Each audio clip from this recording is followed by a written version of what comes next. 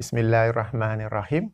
Assalamualaikum warahmatullahi wabarakatuh. Alhamdulillah, kita dapat bertemu pada pagi ini dalam sesi FB Live saya. Dan pada kesempatan ini, pada kali ini, saya nak berbicara tentang doa agar mudah bersalin. Doa supaya ibu mudah bersalin. Mesti ada yang tertanya-tanya, kenapa pula tiba-tiba saya masuk ke topik ini? Okey, sebenarnya ini ialah penjelasan saya kepada FB posting, Facebook posting saya sebelum ini, boleh tengok di wall saya, di mana saya ada letak satu screenshot gambar doa agar dipermudahkan untuk bersalin, kemudian saya pangkah merah besar di atasnya. Tindakan saya itu menjemput, menimbulkan pelbagai reaksi daripada sahabat-sahabat semua. Ada yang faham kenapa saya pangkah. Alhamdulillah, Allah telah memberi ilmu kepada anda. Ada yang bertanya dengan nada yang ikhlas ingin tahu. Maka kerana itu saya buat video ini untuk memberi penjelasannya. Ada yang berkata, saya mengamalkan doa ini. Tak ada salah apa pun. Saya telah melahirkan 3 anak, 4 anak, 6 orang anak. Dengan kelahiran yang normal berkat doa ini. Kemudian ada pula yang balas di ruangan komen, yang reply. Apa nak kata, saya pun bersalin secara normal 4 anak, 6 orang anak tanpa baca doa tersebut. Okey. Jadi, betul ke doa ini mujarab?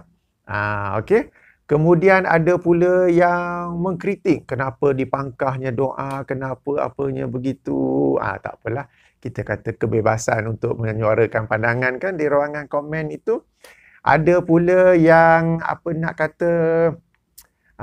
mengkritik secara berlebih-lebihan. Lalu dikatakan, tengoklah si Fulan ini, tengoklah Hafiz ini, tengoklah Kapten Hafiz ini.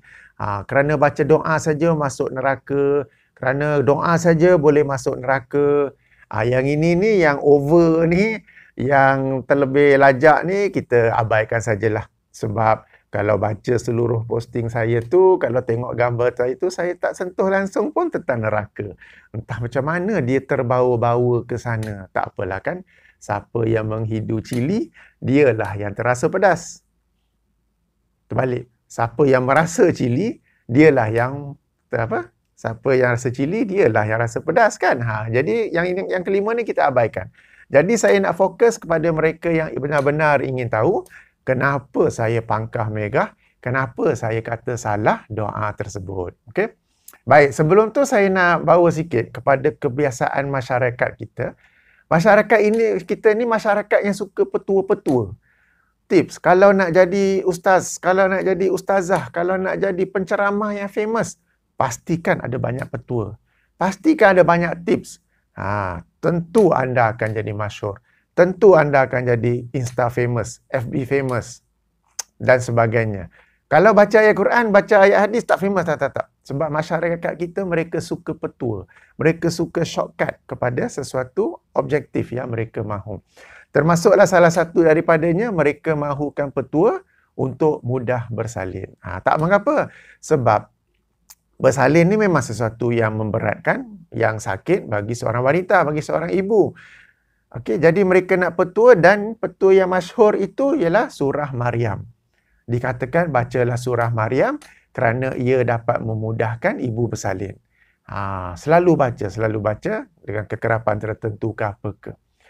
Jadi sekarang ini petua ini tidak pula berasal daripada Rasulullah sallallahu alaihi wasallam. Padahal baginda sebagaimana dalam surah An-Nahl ayat ke-44 dan ayat ke-64, peranan baginda ialah penjelas Al-Quran. Jika surah Maryam ini salah satu surah yang kita kata dapat memberi manfaat dalam rangka memudahkan ibu bersalin, sudah tentu Rasulullah sallallahu alaihi wasallam akan mengajarnya kepada umat baginda. Apatah lagi pada zaman baginda sendiri berlakunya kelahiran, itu sesuatu yang biasa berlaku, ya, dan memang semua kelahiran ada rasa sakit ketika bersalin. Dan seandainya surah Maryam ni surah yang betul, surah yang mujarab, petua yang benar dalam rangka memudahkan urusan kelahiran itu, nescaya Rasulullah sallallahu alaihi wasallam akan mengajarnya kepada umat baginda, dan ianya akan direkod dalam hadis-hadis dan akan sampai kepada kita pada zaman sekarang ini. Akan tetapi Rasulullah tidak mengajar. Tanggungjawab Rasulullah ialah menjelaskan Al-Quran, mengajar Al-Quran, tapi baginda tidak ajar. Bererti surah Maryam itu bukan satu surah yang ada kemujaraban dalam memudahkan ataupun mengurangkan kesakitan ibu yang melahirkan. Itu dari satu aspek pertama. Dari aspek kedua, dikatakan baca surah Maryam memudahkan ataupun mengurangkan kesakitan ibu yang bersalin. Siapa yang kata demikian tu? Sebab kalau kita baca, kalau kita tadabbur surah Maryam, kita akan jumpa Maryam alaihissalam sendiri merasa kesakitan apabila melahirkan Nabi Isa alaihissalam. Tak ada mana-mana, setahu saya, tak ada mana-mana dalam surah Maryam yang menerangkan bahawa Maryam melahirkan Nabi Isa alaihissalam dengan tanpa kesakitan. Ianya dengan kesakitan juga. Mari kita rujuk surah Maryam itu sendiri, surah ke-19, ayat nombor 23.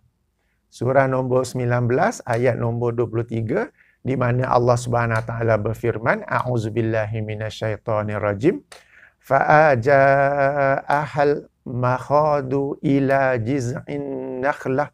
Maka kesakitan untuk melahirkan itu memaksa, membawa Maryam alaihissalam kepada batang pohon kurma. Qalat, dan Maryam berkata, ya laitani, alangkah baiknya sekiranya aku mitu, sekiranya aku mati, qabla haza, sebelum aku melahirkan ini, wa kuntu, sehingga menjadilah aku nasyan, yang dilupakan, mansiyan, lagi yang dilupakan. Ayat nombor 23. Ada dua perkara di sini ya. Ada beberapa perkara. Pertama, Maryam, dia merasa kesakitan. Sebagaimana ibu-ibu yang lain ketika hendak melahirkan akan merasa kesakitan. Dan kesakitan itu sehingga membawa dirinya, memaksa dirinya keluar dari tempat dia lazim berada untuk beribadah ke sebuah pokok, dan dia bersandar ataupun terduduk bersandar di situ. Ya, kerana kesakitan. Kemudian dia sendiri berkata, alangkah baiknya sekiranya aku mati sebelum ini. Kenapa dia? Sebab Maryam, dia mengandung tanpa berkahwin, tanpa ada seorang ayah. Lalu dia bimbang fitnah yang akan timbul, yang akan datang daripada masyarakat, yang akan mengatanya, kamu ni Maryam konon-kononnya soleh, konon-kononnya solehah, tetapi kamu telah berzina dan sekarang ni kamu telah melahirkan anak zina. Ini satu fitnah yang sangat berat. Padahal Maryam bukannya berzina. Tetapi kita boleh baca dalam Al-Quran, dia hamil dengan izin Allah Subhanahu Wa Taala. Lalu kerana itu dia rasa sangat berat fitnah yang akan datang. Lalu dia berharap, alangkah baiknya kalau aku ni mati. Alangkah baiklah aku ni dilupakan habis, tak ada. Ya, tak apa. Tapi fokus kita ni, Maryam sendiri merasa kesakitan. Siapa kata Maryam tak sakit? Sehingga kita baca surah Maryam supaya rasa tak sakit. Itu yang pertama. Yang kedua ni, kalau kita baca, Maryam ni melahirkan Nabi Isa alaihissalam dalam suasana keseorangan. Ini satu lagi cabaran yang hebat. Cabaran dari sudut emosi, tak ada support daripada husband, tak ada support daripada parents, tak ada sokongan daripada parents, tak ada bantuan daripada bidan ke apa ke. Apakah anda, bila baca surah Maryam ini, anda pun ingin hendak menjadi seperti ini, melahirkan anak, melahirkan bayi dalam suasana keseorangan? Atau anda ingin lahir di hospital dengan doktor, dengan pasukan perawat, dengan ditemani suami? Mana lagi bagus ya? Kita nakkan kelahiran yang normal, kelahiran yang sehat, ibu sehat, bayi pun sehat. Tapi seandainya ada complication, jika di hospital, dengan segera dapat diuruskan, dapat ditangani komplikasi tersebut. Ya? Ataupun nak lahir seorang-seorang. Macam Maryam dalam ayat ni, lahir seorang-seorang. Okey. Jadi, kembali pada baca surah Maryam ini, pertama sekali, ianya bukanlah ajaran Nabi SAW, padahal tugas, peranan, tanggungjawab Rasulullah SAW antaranya ialah menjelaskan Al-Quran. Ya. Dan kelahiran adalah sesuatu yang biasa pada zaman baginda, sehingga seandainya surah Maryam ini surah yang benar-benar dapat bantu memudahkan, menghilangkan rasa sakit ketika bersalin, nescaya baginda akan mengajarnya kepada umat pada zaman itu, dan ianya akan sampai pada kita melalui hadis-hadis sehinggalah sekarang ini. Itu yang pertama. Yang kedua, kalau kita baca sendiri surah Maryam, ayat 23 khasnya kita akan dapati Maryam sendiri merasa kesakitan fizikal. Dan sesuatu yang tak diterangkan sini, ada juga cabaran dari sudut emosi kerana beliau melahirkan dalam keadaan berseorangan, tidak ada sokongan. Ya, dia seorang saja di situ. Ya. Dan ini mungkin yang lain, beliau menganggapkan merasakan lebih baik kalau mati kerana bimbangkan fitnah yang besar akan datang selepas itu. Jadi minta direnung-renung kembali, dikaji kembali amalan membaca surah Maryam ini. Ya. Kemudian ada satu lagi aspek, ialah kita mengkhususkan satu surah daripada 114 surah atas satu pengkhususan yang tidak ada dalilnya daripada Allah dan Rasulullah sallallahu alaihi wasallam. Okey. Ini dari konteks surah Maryam. Sekarang ini bagaimana pula dengan doa yang saya pangkah merah besar semalam tentang doa agar diberbundahkan bersalin. Okey, saya baca semula doa itu. Boleh rujuk dalam FB saya yang saya pangkah besar tu, ataupun saya rujuk di sini. Okey, doa agar dipermudahkan bersalin. Hannah waladat Maryam. Hannah ni diriwayatkan ibu Maryam. Dalam kitab-kitab dalam ahli kitab disebut sebagai N. Okey, Hannah waladat Maryam. Hannah melahirkan Maryam. Maryam waladat Isa. Maryam melahirkan Isa, yakni Nabi Isa. Ukhruj ayyuhal maulud. Keluarlah wahai bayi. Wahai anak. Biqadri, dengan kadar, dengan takdir atau dengan kuasa. Al-Malikil Ma'bud. Al-Malik yang ini Allah. Al-Ma'bud yang disembah. Ini doa yang diajar dalam buku itu. Yang saya pangkah besar. Okey, kenapa saya pangkah besar? Okey. Ada beberapa sebab. Pertama, permulaan doa ini. Hannah melahirkan Maryam, Maryam melahirkan Isa. Apa tujuan menyebut itu? Apakah dengan doa ini seseorang itu menyeru Hannah, menyeru Maryam? Sudah tentu tidak. Sebab kalau menyeru Hannah, menyeru Maryam, itu sudah satu syirik kepada Allah SWT. Okey, yang itu bukan. Sebab apa pula lain? Mungkin bertawassul ke kepada Hannah dan Maryam? Sudah tentu tidak juga. Sebab tawassul yang dibolehkan, yang disepakati ialah bertawassul dengan amal soleh. Bertawassul dengan nama-nama Allah. Dan bertawassul dengan meminta orang yang masih hidup mendoakan kita. Ya, jadi itu bukan bertawassul dengan Hannah dan Maryam. Lalu saya tertanya-tanya dan saya mengajak para hadirin bertanya, kenapa ataupun apa objektif, apa tujuan, apa manfaat disebut Hannah dan Maryam? Kalau nak sebut sekadar ibu yang melahirkan, daripada zaman Nabi Adam dan Hawa, sampailah ke sekarang ini, sampai ke isteri kita sendiri, ibu kita sendiri, adalah ibu-ibu yang melahirkan anak. Dan semua ibu-ibu ni adalah mulia kerana besarnya jihad mereka melahirkan anak. So kenapa pilih yang dua ni dan diabaikan yang lain? Kenapa tak sebut ibu sendiri? Kenapa tak sebut ibu Nabi Muhammad sallallahu alaihi wasallam? Kenapa tak sebut Khadijah, isteri Rasulullah sallallahu alaihi wasallam? Kenapa tak sebut ibu yang melahirkan Nabi Musa? Kenapa tak sebut ibu yang melahirkan Nabi Nuh? Dan sebagainya dan sebagainya. Kenapa dipilih Hannah dan Hannah dan Maryam? Ada sesuatu objektif ke? Jadi di sini timbul soalan. Kenapa? Itu yang pertama. Yang keduanya disebut Maryam melahirkan Isa, yang itu betul. Tapi macam yang saya telah sebut tadi, Maryam melahirkan Isa, Nabi Isa AS bukanlah dalam suasana yang mudah. Bukanlah dalam suasana yang tidak sakit. Tapi ianya dalam suasana yang sakit sebagaimana ibu-ibu yang lain. Malah ada cabaran yang lain, iaitu keseorangan. Ya? Jadi persoalannya di sini, apa manfaat, apa tujuan, apa objektif sebut Hannah dan Maryam? Okey.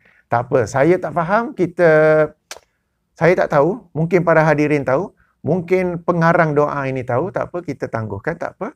Kita masuk rangkap seterusnya. Keluarlah wahai anak, keluarlah wahai bayi. Sekarang ni, orang yang baca doa ni, ibu yang sedang hamil yang baca doa ni, dia menyeru kepada Allah ke dia sedang cakap kepada bayi yang sedang dikandungnya? Kalau dia sedang bercakap dengan Allah, kita tengok doa-doa daripada Al-Quran dan daripada hadis. Kalau doa-doa daripada Al-Quran, semuanya dimulakan dengan Rabbana. Kemudian kita mohon. Kalau daripada hadis-hadis Nabi SAW, kita sebut, yang biasa disebut Allahumma. Kemudian kita mohon sesuatu. Kadang-kadang ada juga macam doa Nabi Isa kan, Allahumma Rabbana dalam surah Al-Ma'idah. Ada juga. Doa ini sekarang ini dimulakan dengan Hannah dan Maryam. Bukannya Rabbana, bukannya Allahumma. Kemudian, ukhruj ayyuhal maulud. Keluarlah wahai bayi. Yang saya faham, doa ini, ibu yang mengandung tu sedang bercakap dengan anak. Sedang bercakap dengan anak yang dikandungnya. Okey, tak apalah nak cakap dengan anak. Tapi nak suruh anak tu keluar. Bila seorang ibu nak bersalin, anak tu keluar sendiri ke ibu yang meneran mengeluarkan anak? Maknanya anak tu dia dalam kandungan ibu, lalu ibu baca doa ini, anak pun dengar, faham, lalu bila tiba masa bersalin, dia sendiri ke yang keluar tu? Kalau saya boleh umpamakanlah, ke ibu yang meneran? Kan? Itu persoalannya. Bila baca doa ni, ibu tu sedang bercakap kepada anak. Dia tidak menyeru pada Allah. Dia tak mulakan doa ni dengan Allahumma. Dia tidak mulakan doa ni dengan Rabbana. Dia mulakan doa ni dengan Hannah dan Maryam. Yang saya tanya tadi kenapa, tak apa. Tapi sekarang ni dia bercakap kepada anak yang dalam kandungannya itu, wahai anak, keluarlah. Ataupun keluarlah wahai anak. Okey? Okey, tak apa. Kalau ikut penemuan sains, kajian sains, anak boleh dengar apa yang ibu cakap. Faham tak faham, lain cerita. Tapi sekarang ni katakanlah anak tu faham. Dan anak tu keluar sendiri. Begitukah yang dimasukkan? Okey. Kalau anak tu keluar sendiri, ya pun. Ibu tetap akan rasa sakit. Sebab anak tu, bayi tu nak keluar, ibu tetap akan rasa sakit. So, mana yang rasa tak sakit tu? Okey. Seterusnya, biqadril. Okey, dengan qadar, dalam terjemahan buku tu sebut dengan takdir. Okey, yang itu boleh sebut dengan takdir, boleh juga sebut dengan kekuasaan Allah. Okey, Al-Malik, Tuhan yang Allah yang disembah. Okey, tak apa. Sebab kita tidak menafikan Allah Subhanahu Taala boleh saja menggunakan mukjizat pada para nabi dan rasul, boleh saja mengurniakan karamah kepada hamba-hambanya yang soleh, kepada wali-walinya. Okey, katakanlah sekarang ni Allah Subhanahu Taala mengurniakan karamah kepada seorang ibu sehingga anaknya boleh keluar sendiri. Persoalannya, ibu tu faham tak doa ni? Dan bersiap sediakah bila saat dia nak bersalin, maknanya dikatakan dia di hospital, doktor check opening sudah sekian-sekian cm, lalu dia pun baca doa ni, tiba-tiba anak tu yang keluar. Baru pengsan doktor, baru pengsan suami di sebelah. Entah-entah ibu tu pun pengsan sebab ibu tu sendiri tak faham doa ini. Saya yakin ibu tu sendiri tak faham. Sebab kalau dia faham, dia sendiri akan tanya-tanya, wahai anak, keluarlah dengan kuasa Allah. Keluarlah dengan takdir Allah. Anak tu keluar sendiri ke aku yang kena teran? Ini kita sebut tentang kelahiran normal lah. Bukan kelahiran suction, bukan kelahiran caesarean. Tapi kalau caesarean, suction, doktor yang mengusahakannya. Bukan anak yang keluar sendiri. Jadi di sini ni ada kita kata kemuskilan, kejanggalan, keanehan dalam doa tersebut. Okey, disebabkan doa ini ciptaan manusia, kita boleh menganalisa dan bertanya tentangnya. Dan saya menganalisa, mengkaji, bertanya, saya rasa doa ni tak betul, sebab tu saya bangkah. Ya, sebab kita boleh berdoa kepada Allah Subhanahu Taala. Tetapi sambil berdoa, kita berusaha dengan hukum-hukum yang Allah telah tetapkan di bumi ini. Sebagai contoh, saya berdoa kepada Allah agar dimurah rezeki. Ya Allah, murahkanlah rezekiku dalam perniagaan ini. Apakah saya harap tiba-tiba ada orang tiba-tiba jatuh jongkong lembah depan saya? Katakanlah saya buka gerai, tiba-tiba ada orang bagi jongkok emas di situ. Ataupun bila saya mendoakan Allah agar Allah mudahkan rezeki, saya berdoa dengan harapan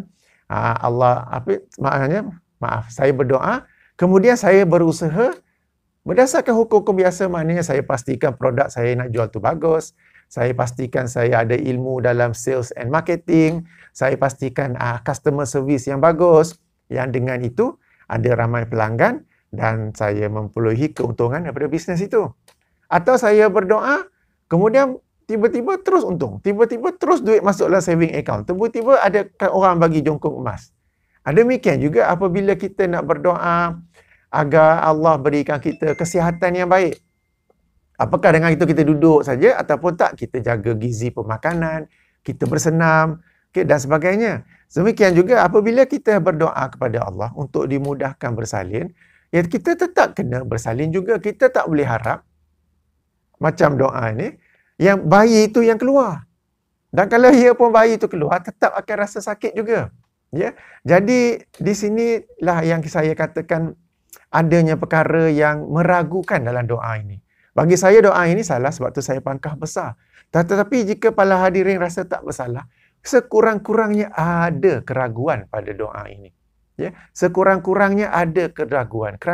Kenapa disebut Hannah? Kenapa disebut Maryam? Padahal Maryam lahir tak mudah pun. Okay? Kenapa pula diseru anak yang keluar? Ya? Kenapa pula dengan qadar Allah? Ya, Allah, kekuasaan Allah itu maha luas. Macam-macam boleh terjadi. Tetapi lazimnya, okay? Allah akan pastikan benda ini berlaku mengikut hukum-hukum yang telah ditetapkannya di alam ini, di dunia ini. Ya, jadi atas sebab-sebab inilah saya pangkah besar doa ini, ya. Dan dalam hal ini bila saya kata paling-paling pun meragukan, saya teringat hadis Nabi SAW. Riwayat Imam Tirmizi yang bermaksud tinggalkanlah apa yang meragukan kepada apa yang tidak meragukan. Salah satu hadis doa ini salah satu hadis daripada hadis 40 Imam Nawawi, hadis nombor 11, ya. Jadi itu penjelasan saya kenapa saya pangkah doa ini. Sebab saya rasa doa ini salah. Akan tetapi jika di kalangan hadirin rasa tak salah, paling-paling ianya doa yang meragukan. Okay. Kemudian saya nak bawa para hadirin semua dari satu aspek yang lain, iaitu aspek pengkhususan. Okey. Apabila kita hendak berdoa, kita ada doa-doa daripada Al-Quran dan daripada hadis. Dan kalau tak ada, kita nak doa yang lain, silakan. Tapi jangan ajar orang bahawa itulah doa yang betul. Saya bagi contoh-contoh. Saya nak ajar orang doa. Saya nak tulis buku tentang doa-doa. Saya nak claim doa ini ada ijazah. Okey, ijazah saya sekian-sekian-sekian. Lalu saya nak ajar orang doa mudah berbicara. Mudah berbicara ketika berdakwah, ketika berniaga, ketika jumpa orang, apa semua tu. Lalu saya ajar doa. Nabi, kononnya doa saya, Nabi Muhammad telah berbicara kepada kaum Quraisy. Nabi Isa telah berbicara ketika kecil.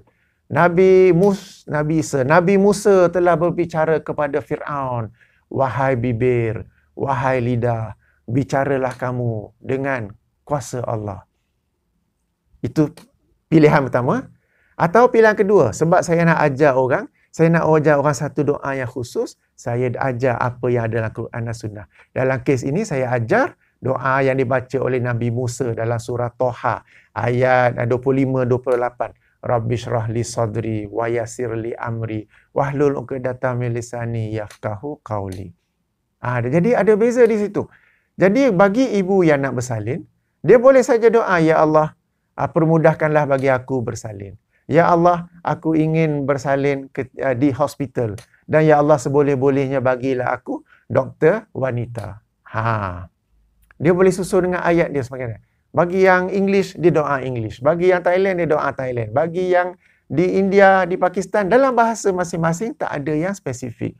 Suami pula nak doa, ya Allah, selamatkanlah isteriku dan anakku dalam bilik bersalin sekarang ni, sebagai contoh.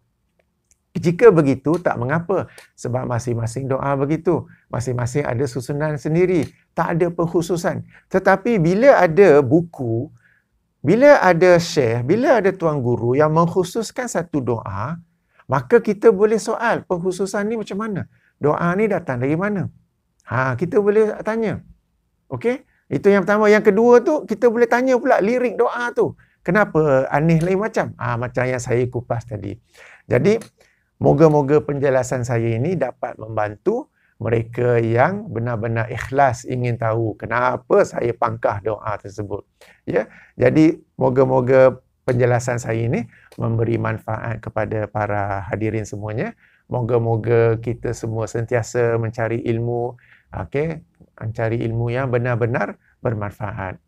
Baik, subhanakallahumma hamdika asyhadu an la ilaha illa anta astaghfiruka wa atubu ilaihi. Assalamualaikum warahmatullahi wabarakatuh.